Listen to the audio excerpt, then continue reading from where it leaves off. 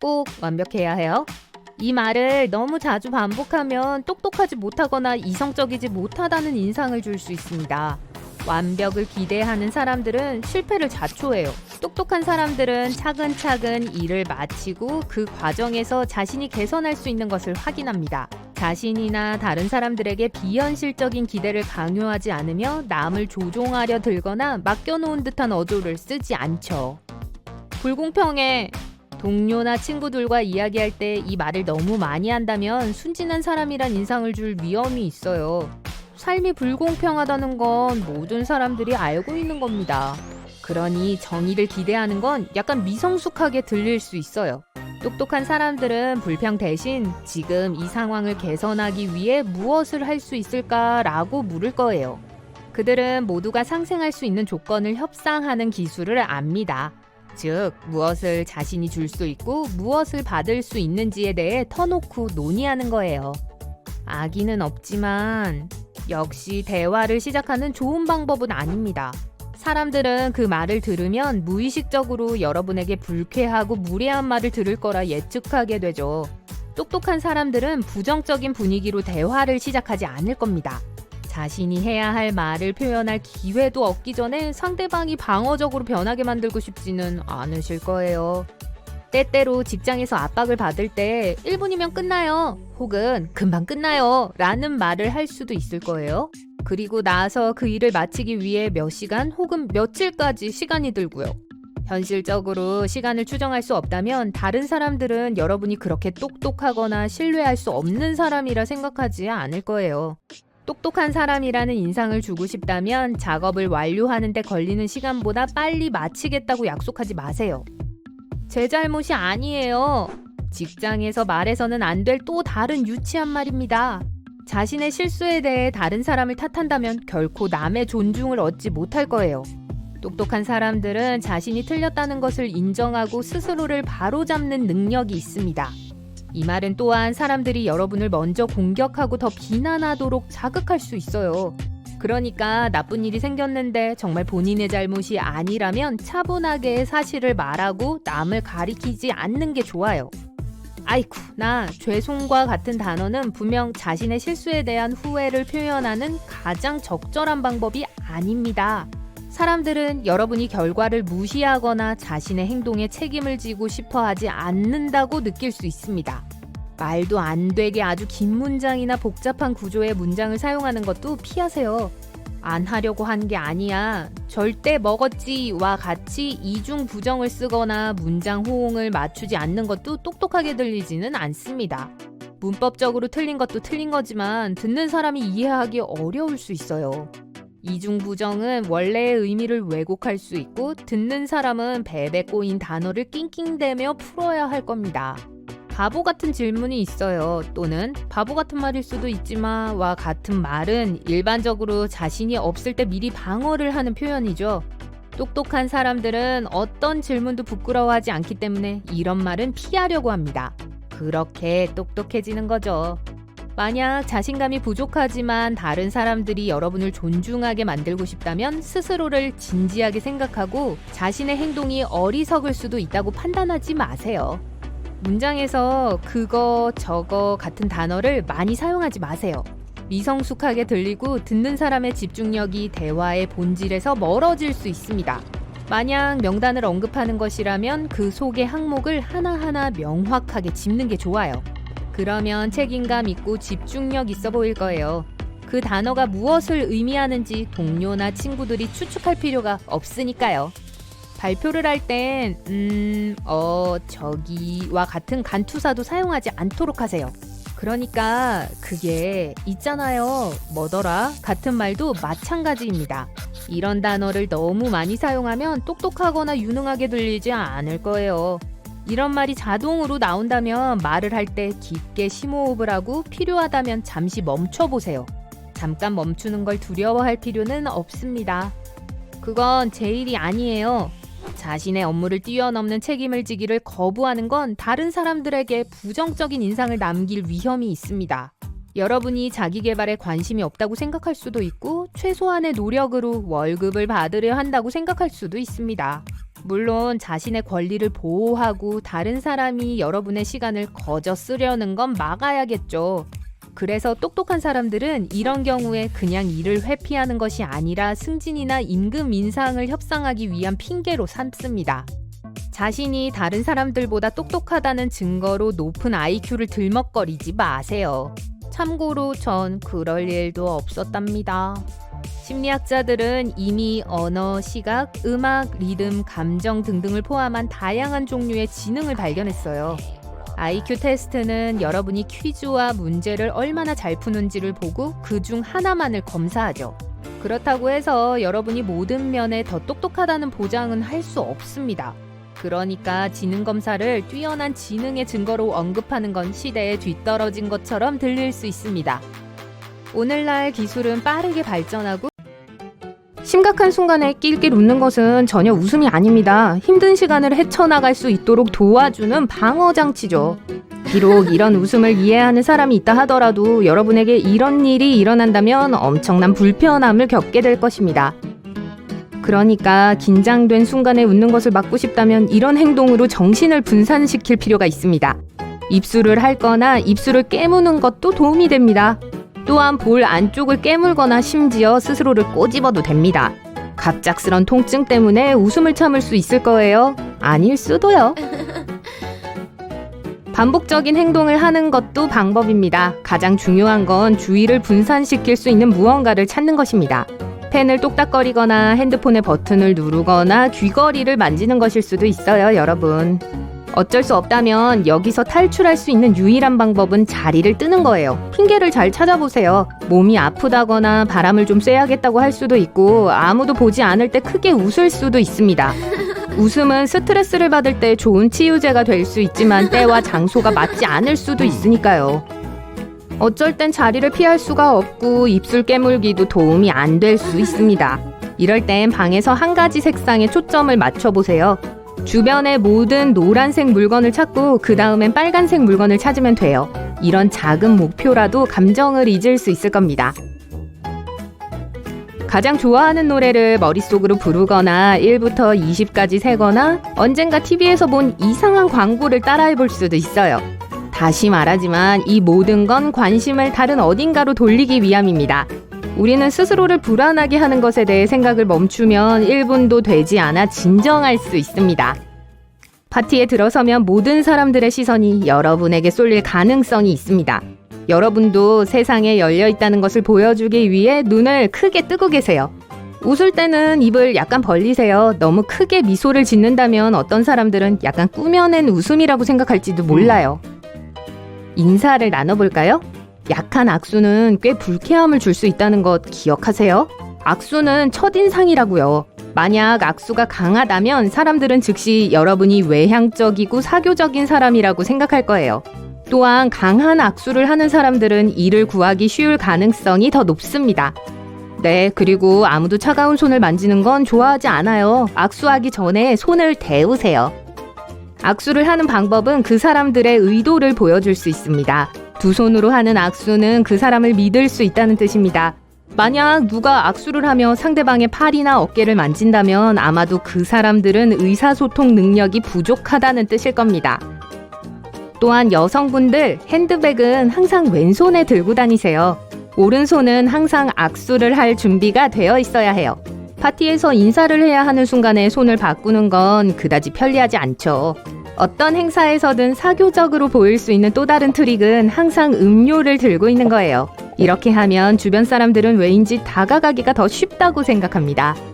오래된 친구든 방금 만난 사람이든 간에 항상 대화하는 사람의 이름을 부르세요. 한 파티에 수백 명의 손님이 올 수도 있지만 대화하면서 상대의 이름을 반복한다면 그 사람은 특별한 기분이 들 거예요. 학창시절에 파티에서 만난 모든 사람들의 이름을 기억할 수 있던 친구가 있었는데요. 모두가 그 친구를 좋아했던 것으로 기억합니다. 누구와 대화를 하든 그 사람을 칭찬하세요. 심리학자들은 우리가 말하는 모든 것들이 사람들이 우리를 인식하는 방식에 영향을 준다고 주장합니다. 상대에게 칭찬을 하거나 누군가가 멋있다고 말하면 듣는 사람은 무의식적으로 여러분이 친절하다고 생각하기 시작합니다. 이건 반대로도 효과가 있어요. 만약 다른 사람이 착하지 않다고 불평을 한다면 사람들은 그 사람이 아니라 여러분이 착하지 않은 사람이라고 생각할 수 있습니다. 더 많은 사람들이 자신을 좋아하게 하려면 미러링 기술을 사용해보세요. 기본적으로 대화하는 사람의 몸짓을 반영하고 따라하는 것입니다. 자신과 같은 사람을 만나는 건 언제나 좋은 일이잖아요. 신체 언어의 경우 자세에 주의하세요. 턱은 바닥과 평행하게 유지하고 어깨는 항상 뒤로 펴세요. 앉아있을 땐 다리를 꼬고 계세요. 좋은 자세를 유지할 때 도움이 됩니다. 많은 사람들은 무의식적으로 주위 사람들의 기분을 느낄 수 있습니다. 그러니 만약 친구가 여러분과 함께 있을 때 편안하기를 바란다면 기분을 좋게 유지하거나 최소한 시도라도 해보세요. 좋은 기분은 전염이 될 거고 사람들은 여러분이 곁에 있을 때 기분이 좋아져서 즉시 여러분을 좋아할 거예요. 사람들에게 친절을 기대하세요. 이상하게 들릴지 모르지만 만약 누군가가 친절하지 않다고 생각한다면 여러분은 그 사람이 모든 최악의 모습을 드러내게 행동할 것입니다. 그러니까 그 사람이 여러분에게 잘해주지는 않겠죠. 그 대신 친근감을 보인다면 대부분의 사람들도 친절하게 반응할 겁니다. 이건 좀 비논리적이에요. 만약 너무 착하고 이타적이라면 어떤 사람들은 여러분과 함께 일하거나 친구가 되고 싶어 하지 않을 수도 있어요. 이상하게 들리지만 문제는 사심없어 보이는 사람이 다른 사람들을 더 나빠 보이게 할 수도 있다는 거죠. 어떤 사람들은 그저 이타적인 사람의 성실함을 믿지 않습니다. 네, 아무도 완벽 남녀를 별로 좋아하지 않습니다. 존재하기는 할까요? 그러니까 팁은 때때로 자신이 얼마나 완벽하지 않은지를 보여주라는 거예요. 심리학자들은 사람들이 실제로 가끔 실수하는 사람을 좋아하는 경향이 있다고 합니다. 정말이에요. 사람들을 계속 만지는 건 좋은 생각이 아니지만 미묘한 손길은 대화할 때 상대가 여러분에 대한 좋은 감정을 갖게 만들 수 있습니다. 등을 살짝 두드리거나 팔을 만지기만 하세요. 너무 가지는 말고요. 한 실험에서는 이 기술을 사용한 웨이트리스가 대가로 더 많은 팁을 받았다는 사실을 보여주었어요. 꿀팁이죠? 자신을 좋아하는 사람을 더 많이 만들고 싶다면 비밀을 이야기해보세요. 단 자신에게 불리하게 사용될 수도 있는 개인적인 비밀이어야 합니다. 양쪽에서 효과가 있지만 서로의 입에서 비밀이 새나가지 않게 조심하세요. 믿음은 충성심과 정직만큼이나 중요합니다. 좋아하는 색이 뭐예요? 와 같은 일상적인 질문도 괜찮지만 첫사랑에 대해 이야기해주세요. 와 같은 말은 아마 상대를 더 잘 알게 해줄 겁니다. 그나저나 이런 질문을 할 땐 신중하고 상대의 기분을 상하게 하지 않을 거라고 확신할 때만 질문을 던지세요. 우리는 인터넷에서의 행동을 보고 다른 사람에 대한 전반적인 인상을 형성합니다. SNS에 너무 많은 사진을 공유하지 마세요. 네, 사교적이고 개방적인 것처럼 보일 수 있지만 그럼에도 불구하고 최근 한 연구에서 인터넷에 과도하게 게시물을 올리는 사람은 다른 사람과 잘 어울리지 못할 수도 있다는 것을 보여주었습니다. 하지만 극단으로 치닫지도 마세요. 아무것도 공유하지 않는 것은 과도한 공유보다 더 나쁠 수 있습니다. 친구 목록에 사람이 너무 많거나 적으면 의심스러워 보입니다. 또 다른 연구에서는 호감을 위한 완벽한 수는 약 300명이. 메건 마클은 자신의 머리를 자주 만집니다. 사진에서 볼 수 있을 거예요. 이 동작은 너무 많은 관심이 자신에게 쏠릴 때 마음을 진정시키는 데 도움을 줍니다. 메건이 사용하는 또 다른 트릭은 턱을 아래로 집어넣는 것입니다. 이 동작으로 자신을 보호해줄 방패를 만들 수 있거든요. 에티켓 전문가들은 호감을 살 수 있는 방법 중 하나가 다가가기 쉬워 보이는 것이라고 합니다. 핸드백은 왼손으로 드세요. 오른손은 항상 악수할 준비가 되어 있어야 합니다. 인사를 해야 하는 순간에 손을 맞바꾸는 것은 편하지 않죠. 파티에서 더 사교적인 것처럼 보이는 또 다른 트릭은 계속 잔을 들고 있는 것입니다. 이렇게 하면 사람들이 다가와 말을 걸 가능성이 더 커집니다. 파티 장소에 들어가면 모든 시선이 여러분에게 쏠릴 가능성이 있습니다. 친근해 보이고 다가가기 쉽도록 눈을 약간 크게 떠보세요. 그리고 웃을 때는 입을 좀 벌리세요. 메건은 항상 그렇게 한답니다. 사진에서 귀엽게 보이고 싶다면 웃는 것이 중요해요. 그런데 메건은 항상 웃지만 너무 활짝은 웃지 않으려고 노력하고 있습니다. 너무 활짝 웃으면 약간 억지스럽거나 부자연스러워 보일 수 있고 사진에서 예뻐 보이지 않아요. 긴장을 푸는 것 역시 사진에서 잘 나오기 위한 트릭입니다. 몇 번 심호흡을 하면 보통 긴장을 완화할 수 있습니다. 만약 약간 어색함을 느끼고 손을 어디에 두어야 할지 모르겠다면 가방을 쥐세요. 자연스럽게 움직이고 김치 하세요. 또 다른 기술은 매건만이 사용하는 것은 아니에요. 대부분의 심리학자들은 함께 이야기를 하는 사람의 이름을 계속해서 부르기를 권하는데요. 파티에 수백 명의 손님이 올지도 모르지만 만약 그들과 대화하면서 이름을 말해준다면 그 사람은 특별한 기분을 느낄 겁니다. 더 많은 사람들이 자신을 좋아하도록 만들고 싶다면 미러링 기법을 사용해보세요. 이는 같이 이야기하는 사람의 신체 언어를 따라하는 것을 뜻합니다.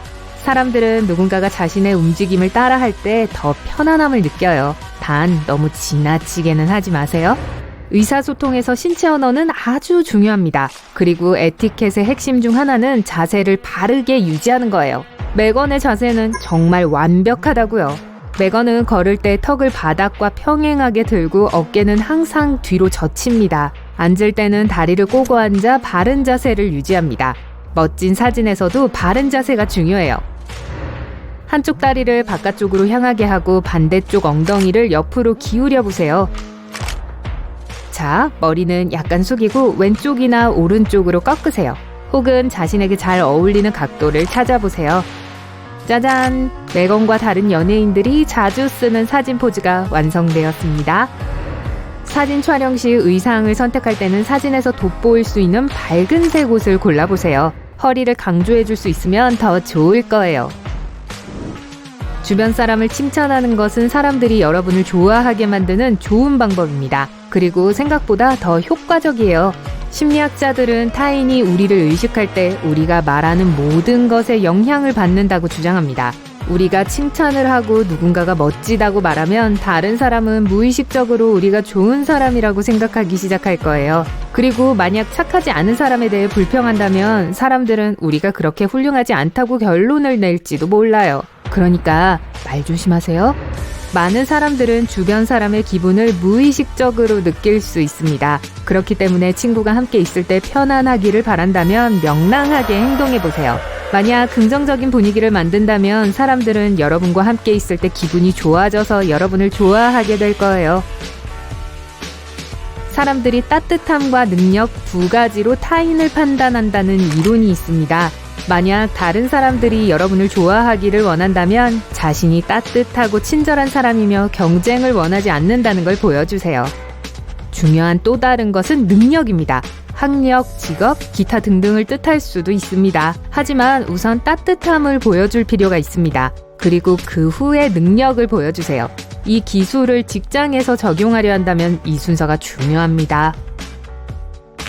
사람들에게서 친절함을 기대해보세요. 만약 누군가가 친절하지 않다고 생각한다면 여러분은 그 사람이 가장 매력적인 자질을 드러낼 수 없는 방법으로 행동하게 될 겁니다. 그러고 나면 그 사람은 친절해질 수 없겠죠. 하지만 여러분이 친절함을 보인다면 사람들은 여러분에게 더 잘해줄 거예요. 완벽 남녀는 누구도 좋아하지 않습니다. 그리고 그런 완벽함은 존재하지도 않죠. 그러니 가끔은 완벽하지 않은 모습을 드러내보세요. 사람들은 가끔 실수를 저지르는 사람을 더 좋아하는 경향이 있는 것으로 드러났습니다. 이 사실을 증명하는 멋진 실험이 있었어요. 몇몇 학생들에게 어떤 사람의 호감도를 평가하게 했습니다. 퀴즈를 푸는 사람들의 영상을 몇 개 보았는데요. 놀랍게도 멋지게 퀴즈를 푼 사람들보다 헤매는 사람들이 더 높은 점수를 받았습니다. 퀴즈가 끝날 때 커피를 쏟은 사람은 가산점을 받았어요. 물론 이와 똑같이 할 필요는 없지만 약해 보이는 걸 두려워하지 마세요. 낯선 사람과의 스킨십은 보통 좋은 생각이 아닙니다. 하지만 미묘하고 거의 눈에 띄지 않을 정도라면 함께 대화하는 사람이 여러분에 대해 호감을 더 느끼게 될 수 있습니다. 등을 두드리거나 팔을 아주 살짝만 건드려 보세요. 한 실험에서는 거스름돈을 돌려주면서 이 기술을 사용한 웨이트리스들이 더 많은 팁을 얻는다는 걸 보여주었습니다. 사람들의 호감을 얻기 위해서 비밀을 공유해보세요. 여러분에게 불리하게 사용될 수도 있는 건 안 되고 개인적인 이야기 말이에요. 양쪽에 다 효과가 있지만 새 친구가 비밀을 누설하지 않을 것을 확신해야 해요. 신뢰는